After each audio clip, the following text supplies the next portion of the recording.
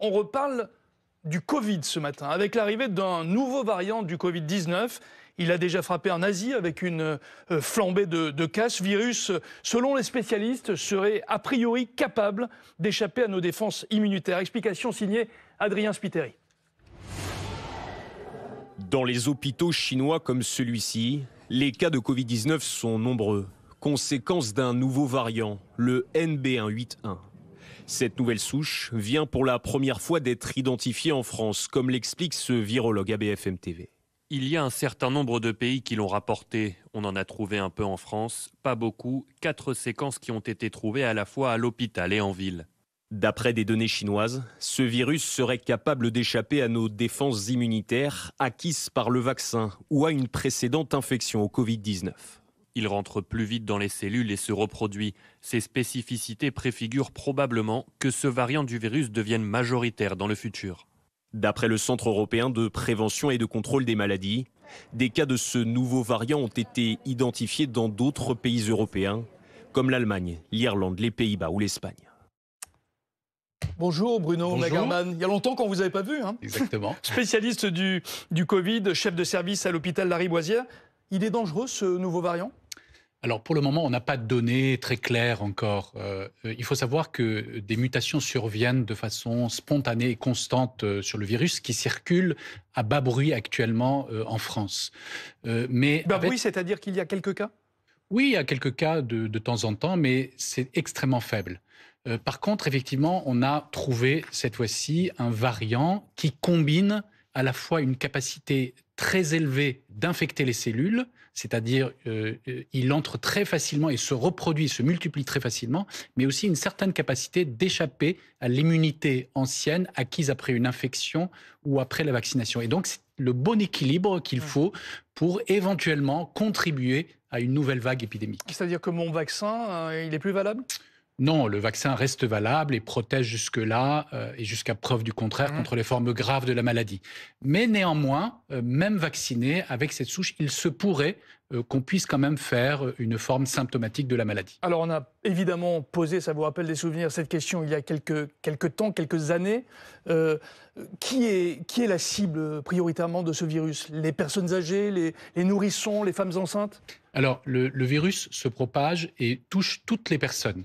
Néanmoins, un certain nombre de personnes qui sont plus âgées, qui ont des comorbidités, les femmes enceintes, ces personnes-là peuvent faire encore, malgré la vaccination, des formes un peu plus graves ou décompenser leur maladie de fond et donc se retrouver évidemment aux urgences ou à l'hôpital. Donc il faut être vigilant car cette souche circule de façon importante en Asie du Sud-Est, à Taïwan et à Hong Kong, et là-bas, on a remarqué une augmentation des consultations aux urgences et des hospitalisations en réanimation. Mais à nouveau, rien de grave. Et pour le moment, ces quelques cas en France restent extrêmement minoritaires. Alors ce nouveau variant est arrivé il y a quelques heures. Ça a surpris tout le monde. On pensait que le Covid, c'était fini, c'était derrière nous, oublié. Non. C'est jamais fini ?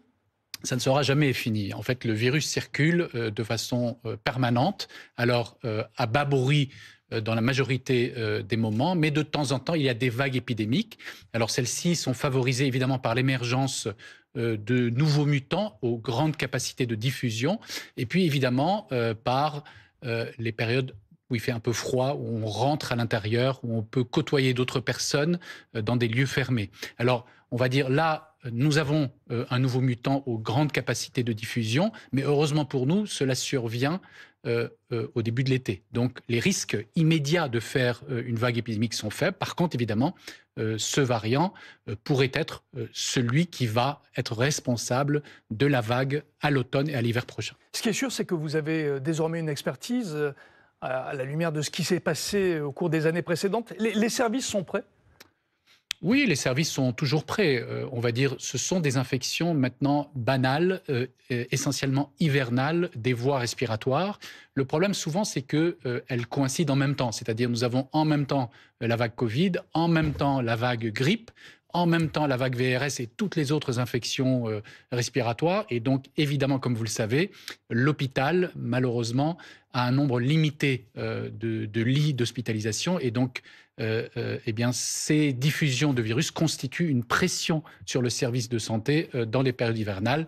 Mais là, pour l'entrée de l'été, on devrait être tranquille. Alors, vous nous dites que dans les services, on travaille, on est prêt à réceptionner si jamais d'aventure il y avait un afflux de malades. Mais on a bien noté qu'avant l'été, pas de problème. C'est peu probable. Ça sera certainement, si ça arrive à l'hiver prochain.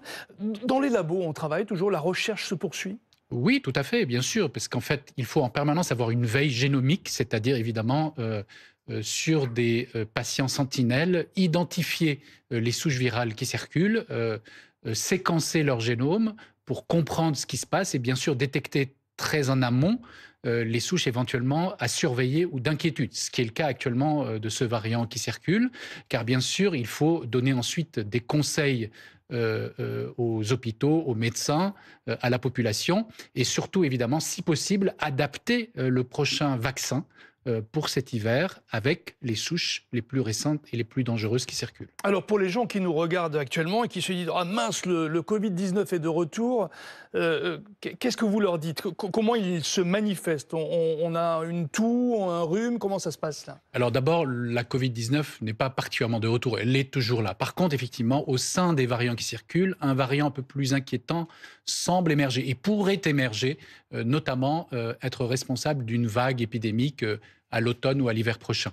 J'allais dire, il faut vivre normalement, il n'y a pas de risque particulier aujourd'hui. Par contre, évidemment, si on est une personne très âgée, immunodéprimée, avec des comorbidités sévères, il faut être un peu prudent, notamment dans les lieux clos où il y a beaucoup de population.